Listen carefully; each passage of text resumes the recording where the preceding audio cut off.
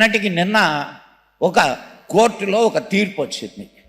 ఆ తీర్పు ఏమిటంటే, మామూలుగా రోడ్లు వేస్తూ ఉంటే దానికి అడ్డం వచ్చినటువంటి మసీదులు కానీ, గుడి కానీ, లేకపోతే ఇంకొకటి కానీ తొలగించి రోడ్లు వేస్తారు. ఇది రాజ్యాంగంలో ఉన్నటువంటి విషయం.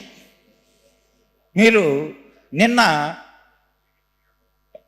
లక్నో దగ్గర ఒక హైవే వేస్తూ ఉంటే అది ఆ హైవే వక్ఫ్ బోర్డు స్థలంలో నుంచి వెళుతుంది.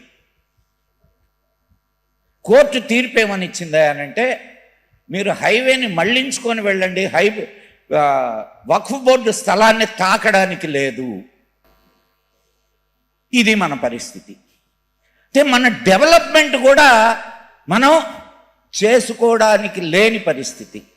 కారణం ఏందయ్యానంటే, ఇక్కడ ఒక వర్గం వాళ్ళు గంపగుత్తగా ఓట్లేస్తారు కాబట్టి, వాళ్ళ చెప్పులు నాకేటటువంటి కుక్కలు ఇక్కడ పరిపాలిస్తున్నాయి కాబట్టి